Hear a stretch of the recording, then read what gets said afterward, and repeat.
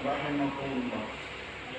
Dalam kesempatan khutbah Jumat ini, mari bersama-sama kita tengok keadaan generasi muda kita lewat jendela kemajuan zaman yang serba canggih sekarang ini.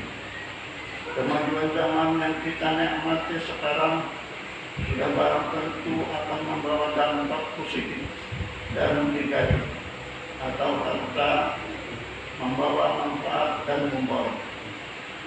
Di dalam setiap kesempatan generasi muda kita, di tangannya tidak pernah luput dari hati, dari mulai bangun tidur sampai akan tidur, ternyata hati masih lengket di tangan mereka. Boleh kita lihat sekarang, sebelum tidur yang dilihat mereka adalah hati. Di meja tamu yang mereka lihat adalah hati. Di warung, di tempat-tempat umum yang mereka lihat adalah hati.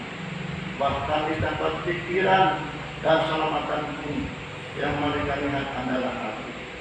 Entah apa yang mereka lihat dan baca di dalam hati, bisa jadi SMS, bisa Facebook, WA, BBM, Instagram, dan lain-lain. Hal ini sudah menjadi pemandangan yang tidak asing bagi mata kita, baik anak-anak kecil, remaja, dewasa, bahkan orang tua, anak-anak tingkat, SD, SLTV, SLTA, dan mahasiswa, orang awam, pegawai, pejabat, guru, ustadz, dan dosen, semuanya meninting yang namanya hati. Pokoknya hati jadi menu utama. Namun kita dilarang untuk berburuk sangka kepada mereka yang selalu berinteraksi dengan hati.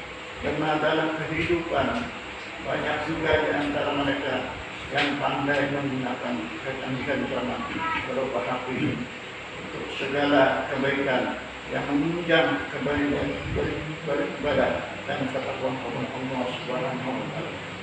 Karena membaca Al-Quran, kitab-kitab agama, wirid, zikir, dan doa bisa dibaca di dalam hati. Pimpinan belajar bisa didapatkan di dalam hati.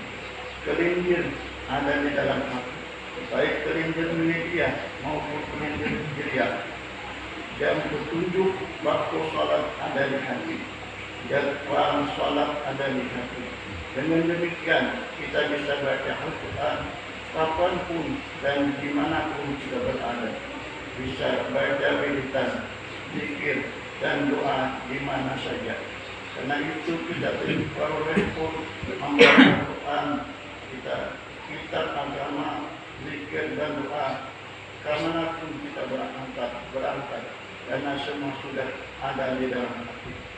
Ma'asyiral muslimin rahimakumullah.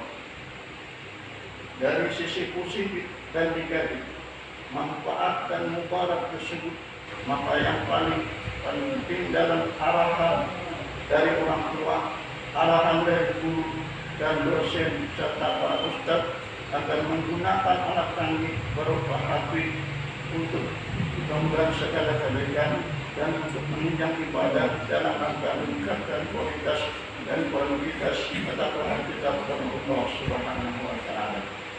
Dalam hal tersebut di atas benarlah sabda Rasulullah sallallahu alaihi wasallam, "Adibu awladakum li'annahum yukhlaquna fi zamanin ghayra zamanikum aw kama qala."